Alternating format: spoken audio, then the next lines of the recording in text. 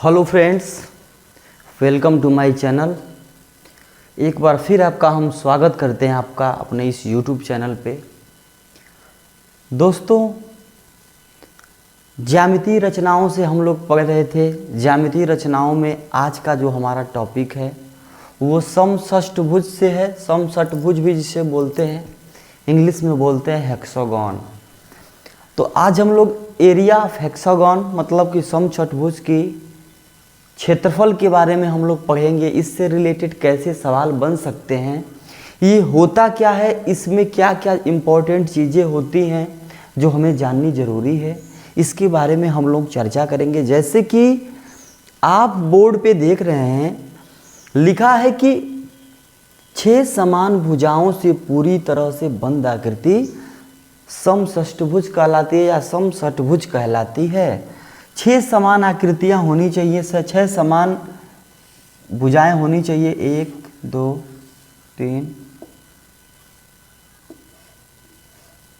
4 5 और ये 6। ये 6 भुजाएं होनी चाहिए, जो कि 6 भुजाओं की जो माप है वो समान होनी चाहिए। ये भुजा, ये भुजा, ये वाली और ये वाली। ऐसी आकृति जिसमें 6 भुजाएं हों और 6 भुजा एक दूसरे से एकदम ऐसे कनेक्टेड हो कि इनके बीच में थोड़ा सा भी गैप ना हो, पूरी तरह से बंद हो। इसी आकृति को हम लोग बोलते हैं समषष्टभुज। 6 भुजाओं वाली षष्टभुज, 6 भुजाओं वाली सम मतलब बराबर, यानी 6 बराबर भुजाओं वाली आकृति। इसमें देखेंगे दोस्तों, लिखा है यदि समषष्टभुज की भुजा ए हो तो विकर्ण 2a होता है। अब देखेंगे इसमें विकर्णों की संख्या, यहाँ देखिए ये 1 2 3 ये होते हैं इसके विकर्ण। इसमें दोस्तों दिया है कि अगर समषष्टभुज है, अगर 6 भुजाओं वाली आकृति समान भुजाओं वाली आकृति है, अगर इसकी भुजा हम मान लेते हैं ए है, मतलब सभी ए होगी। अगर इसकी भुजा ए है दोस्तों, तो इसका जो विकर्ण होता है ना, ये जो विकर्ण है यहाँ से यहाँ तक, चाहे यहाँ से यहाँ तक या यहाँ से यहाँ तक, तो इसकी लंबाई 2a होती है। कितनी होती है? 2a। चाहे यहाँ से यहाँ तक, चाहे इसकी। अगर इसका हम नाम रख दें A B C D E F, तो अगर आप इसमें CF की लंबाई देखें, चाहे DA की लंबाई देखें, चाहे BE की लंबाई देखें, ये तीनों विकर्ण आपस में बराबर होंगे। और भुजा अगर A है तो इनकी लंबाई 2a हो जाती है। यानी कि जो इसकी भुजा की लंबाई है, इसकी जो विकर्ण आपस में जो काटेंगे अपने आप को, तो ये लंबाई और भुजा की लंबाई सेम होती है। अब समझेंगे आप। इसमें लिखा है समषष्टभुज का परिमाप। परिमाप बोले तो चारों तरफ से मापना। परि मतलब चारों तरफ, है ना। परि मतलब चारों तरफ, और माप मतलब मापना। तो जब चारों तरफ से हम मापेंगे, अगर a इसकी भुजा की लंबाई है तो a plus a plus a plus a 6 बारी, तो आप कहेंगे 6, यानी 6 गुणे भुजा हम कर दें, इसकी भुजा में अगर 6 से गुणा कर दें तो हमें इसका परिमाप निकल जाता है। अब देखेंगे समषष्टभुज के परिवृत्त की त्रिज्या। अब समझिएगा, परिवृत्त, परि मतलब होता है बाहर से। अगर एक समषष्टभुज है, जैसे यहाँ पे हम लेते हैं, अगर एक समषष्टभुज है 1 2 3 4 5 6, अगर दोस्तों कोई समषष्टभुज है तो इस पे परिवृत्त मतलब बाहर से अगर हम वृत्त खींचें, ऐसे यहाँ से ऐसे मिलाते हुए, ऐसे जब हम वृत्त खींचेंगे दोस्तों,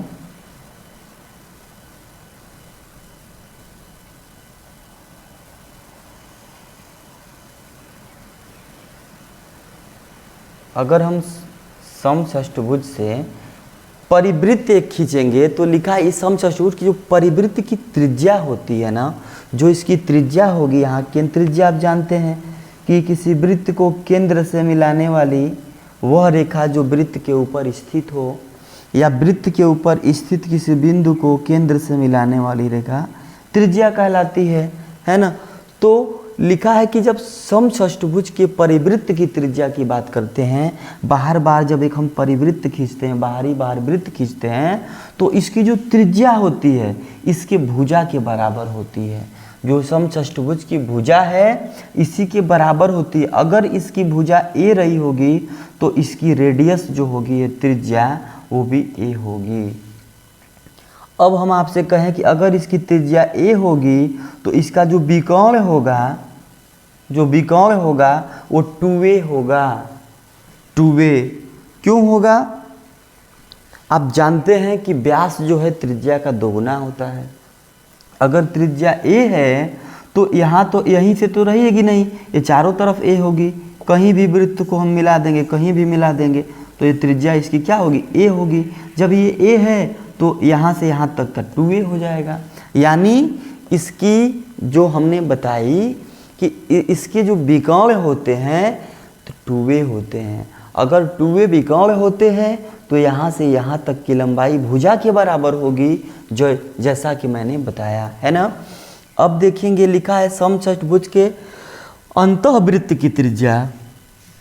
अंतःवृत्त समझेंगे 1 2 3 4 5 6।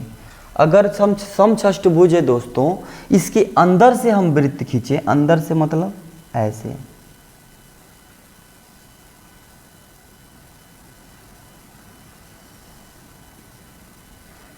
समषष्टभुज के अंदर एक हम वृत्त खींचें जो इसके अंदर अंदर हो, बाहर ना जाए, तो इसकी जो त्रिज्या होती है वो लिखा है √3/2 इंटू भुजा। ठीक है, मतलब √3a/2 कभी भी। ठीक है, तो आइए इससे रिलेटेड इन्हीं सूत्रों के सहायता से हम लोग कुछ सवाल को हल करते हैं। आइए चलते हैं। आइए दोस्तों देखते हैं कुछ सवाल इससे रिलेटेड। जैसे कि पहले सवाल में लिखा है किसी समषष्टभुज की भुजा 12 है, इसका क्षेत्रफल बताइए। आप जानते हैं समषष्टभुज का क्षेत्रफल क्या होता है?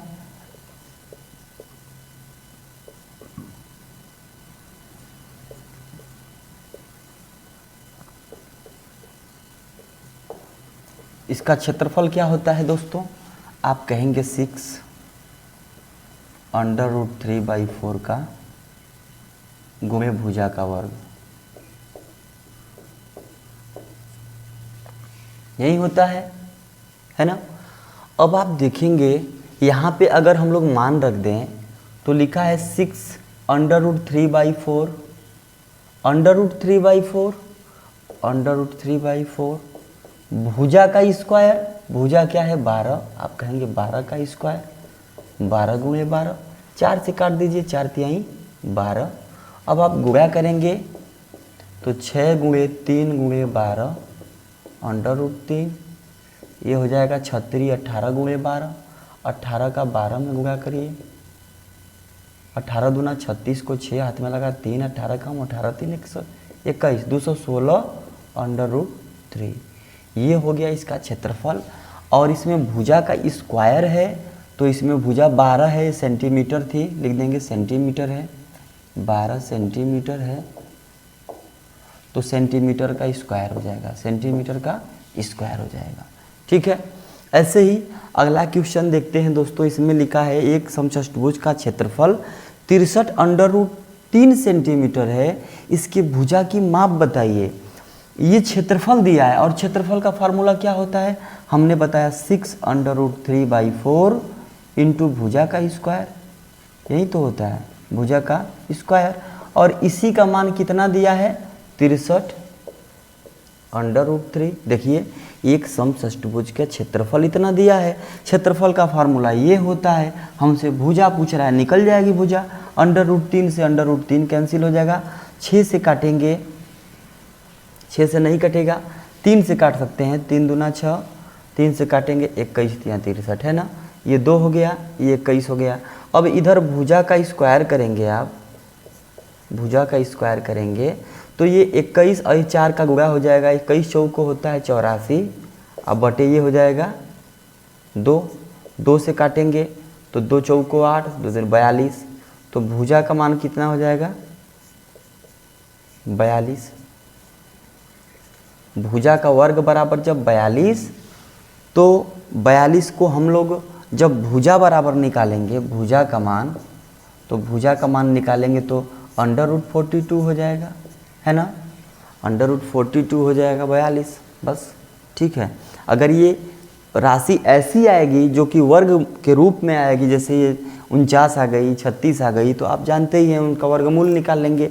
ये हो गई भुजा, सेंटीमीटर में था सेंटीमीटर लिख लेंगे, ठीक है। ऐसे ही एक सवाल और दिया है, एक समचतुर्भुज का विकोण 8 सेंटीमीटर हो तो उसका क्षेत्रफल बताइए। देखेंगे आप, विकोण की बात किया है, 1 2 3 4 5 6, एक समचतुर्भुज है, इसके विकोण की बात कर रहा है 8 सेंटीमीटर है। विकोण क्या होते हैं, ये वाले है ना, तो इसके जो विकोण की लंबाई है दोस्तों वो 8 है। जब विकोण की लंबाई 8 है तो भुजा की लंबाई कितनी हो जाएगी बताइए। जब विकोण की लंबाई 8 है तो भुजा की लंबाई कितनी हो जाएगी, आप बोलेंगे 4 हो जाएगी। क्यों? क्योंकि हमने बताया था जब भुजा A होती है तो जो हमारा विकोण होता है वो 2A होता है, ठीक है। दूसरी चीज़ हमने ये भी बताया था कि A अगर भुजा है तो जब इसका विकोण 2A हो जाएगा तो ये अंदर की भुजाएं सब A हो जाएंगी, देख रहे हैं। और ऐसे त्रिभुज को हम लोग जानते हैं क्या कह सकते हैं, अगर यहाँ पे जो एक त्रिभुज बन रहे हैं 1 2 3 4 5 6, ये 6 त्रिभुज आपस में सर्वांगसम होंगे। सर्वांगसम समझते हैं आप, सर्व अंग सम, सभी अंग बराबर। जब हम कहते हैं इस ये वाला त्रिभुज की सारी भुजाएं इसके बराबर, इसकी सारी भुजाएं इसके बराबर, इसकी इसके बराबर, मतलब ऐसा त्रिभुज जिसे हम किसी दूसरे त्रिभुज के ऊपर रख दें तो वह उसे पूरी तरह ढक ले, तो वह उसे पूरे रूप से ढक ले, वो होता है सर्वांगसम। तो जब विकोण दिया है 16 यानी 2A का मान दिया है, इसमें 8 दिया है, 2A का मान अगर 8 दिया है तो भुजा का मान आप कहेंगे 2 चौको 8, 4 हो जाएगा। तो भुजा का मान कितना हो जाएगा, 4 सेंटीमीटर हो जाएगा। हमसे पूछा इसका क्षेत्रफल, और क्षेत्रफल आप जानते हैं 6√3/4 इंटू A², और A² का मान, A का मान 4 निकला तो 4 गुणे 4, 4 से 4 कैंसिल हो जाएगा, 6 चौको 24, 6 चौको 24 और √3 सेंटीमीटर, ये आपका आंसर हो जाएगा, ठीक है दोस्तों। तो आइए ऐसे ही 1-2 सवाल और हम लोग करते हैं। आइए दोस्तों 2 सवालों को हम लोगों ने और लिए हैं। जैसे कि चौथे सवाल में कह रहा है कि एक 7 सेंटीमीटर भुजा के समचतुर्भुज के परिवृत्त का क्षेत्रफल बताइए।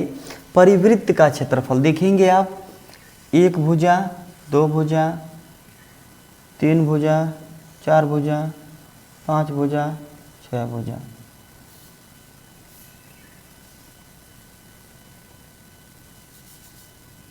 एक भुजा, 2 भुजा, 3 4 5 6, ये हो गया समचतुर्भुज। इसके बोला है परिवृत्त का। परिवृत्त मतलब बाहर बाहर, इसको टच करते हुए बाहर बाहर एक वृत्त खींचा जाए तो जो परिवृत्त बनेगा दोस्तों, जो ये परिवृत्त बनेगा समचतुर्भुज का, तो हमने बताया था दोस्तों कि जब समचतुर्भुज के बाहरी बाहरी हम जब वृत्त खींचते हैं, परिवृत्त खींचते हैं, तो जो इस समचतुर्भुज की भुजा की लंबाई होती है, अगर इसकी लंबाई a है तो इसकी त्रिज्या भी a होती है। हमने बताया था इसकी त्रिज्या भी a होती है। और अगर इसके विकर्ण की बात किया जाए तो इसका विकर्ण इस समषष्ठभुज का विकर्ण इस वृत्त के लिए एक व्यास का काम करेगा। देख रहे हैं आप, व्यास वही रेखा होती है जो वृत्त की सबसे बड़ी रेखा होती है, उसको बोलते हैं व्यास। वृत्त के अंदर की सबसे बड़ी जीवा बोलते हैं जो होती है, वो होता है व्यास, जो वृत्त को 2 बराबर भागों में बांटता है। जैसे अगर इसकी भुजा ए है तो इसकी त्रिज्या ए हो गई। जब त्रिज्या ए हो गई तो इस समषष्ठभुज का जो विकर्ण होगा, इसका जो विकर्ण होगा वो क्या होगा, 2a होगा। भुजा क्या होगी, ए होगी। जब भुजा ए होगी तो जाहिर सी बात है विकर्ण 2a होगा, और यही विकर्ण इस वृत्त के लिए किसका काम करेगा, व्यास का काम करेगा। कौन, चाहे व्यास की बात करें, चाहे विकर्ण की बात करें, चाहे 2a की बात करें, सब आपस में बराबर होंगे। चाहे हम भुजा की बात करें, ए की बात करें, चाहे हम त्रिज्या की बात करें, ये सब आपस में बराबर होंगे। अब यहाँ पे आप देख रहे हैं 7 सेंटीमीटर की भुजा है तो इसकी त्रिज्या भी हो जाएगी 7 सेंटीमीटर, और इस वृत्त का क्षेत्रफल बताना है बाहर बार परिवृत्त का। तो आप जानते हैं दोस्तों वृत्त का क्षेत्रफल क्या होता है। वृत्त का क्षेत्रफल जो होता है, जो वृत्त का क्षेत्रफल होता है वो पाई आर स्क्वायर होता है। तो लिखेंगे पाई आर स्क्वायर। पाई का मान आप जानते हैं 22/7, आर का मान 7 सेंटीमीटर भुजा है, 7 × 7 वर्ग दिया है, 7 × 7, 7 से 7 कैंसिल हो जाएगा, काटेंगे 154 वर्ग सेंटीमीटर आएगा। वर्ग सेंटीमीटर क्यों आएगा, क्योंकि 7 सेंटीमीटर है, तो जब 7 सेंटीमीटर का 7 सेंटीमीटर में 2 बार गुणा होगा तो सेंटीमीटर और सेंटीमीटर स्क्वायर हो जाएंगे गुणा होके, ठीक है। तो ये इसका निकल के आया। अब आप देखेंगे लिखा है अगला क्वेश्चन, 14 सेंटीमीटर भुजा के समषष्ठभुज के अंतःवृत्त का क्षेत्रफल बताइए। अंतःवृत्त का क्षेत्रफल यहाँ यही समझते हैं, समषष्ठभुज 1 2 3 4 5 6 समषष्ठभुज। इसके अंदर दोस्तों अगर हम वृत्त खींचेंगे, अंदर इसके जब हम वृत्त खींचेंगे, है ना, जो इन भुजाओं से होता हुआ जाए, चूँकि हम बना नहीं पा रहे हैं गोल एकदम, तो जब हम समषष्ठभुज खींचेंगे, इसके अंदर अंतःवृत्त खींचेंगे, तो हमने बताया था दोस्तों कि इसकी जो त्रिज्या होती है, इसकी जो जब हम त्रिज्या निकालते हैं तो इसकी जो त्रिज्या होती है √3/2a होती है। भुजा में अगर 3/2 से गुणा कर देते हैं, 3/2a यही इसकी त्रिज्या निकल के आती है। अगर हम त्रिज्या की बात करें तो भुजा का मान दिया है 14 सेंटीमीटर, तो त्रिज्या हो जाएगी √3/2 × 14, काटेंगे 2 से 7 दूना 14, यानी 7/√3 इसकी त्रिज्या निकल के आएगी। और जब त्रिज्या निकल जाएगी दोस्तों तो आप इस वृत्त का क्षेत्रफल भी निकाल सकते हैं। एरिया निकालेंगे तो पाई आर स्क्वायर, पाई का मान आप जानते हैं 22/7, आर स्क्वायर मतलब 7/√3, 7/√3 × 7/√3, √3 से √3 3 हो जाएगा, दोनों एक साथ होगा तो, और 7 से 7 कैंसिल हो जाएगा, ये हो जाएगा 22 × 3 × 7, गुणा करेंगे 22 × 21 हो जाएगा, 22 × 21 हो जाएगा, 22 से कम 22 दूनी 44 दू 46, तो 462 वर्ग सेंटीमीटर इसका क्षेत्रफल निकल के आएगा। तो दोस्तों ये रहा समषष्ठभुज। इसमें इससे ज़्यादा कुछ आ ही नहीं सकता है, कुछ बचा ही नहीं इसमें। इसमें आपको विकर्ण की लंबाई निकालनी हो सकती है। अगर भुजा दे दिया, बोला विकर्ण बताए, तो आप कहेंगे भुजा अगर ए है तो विकर्ण 2a हो जाएगा। अगर बोला कि इसका विकर्ण 16 सेंटीमीटर है, भुजा बताइए, आप सीधे बोलेंगे 8 सेंटीमीटर है। क्यों होगा?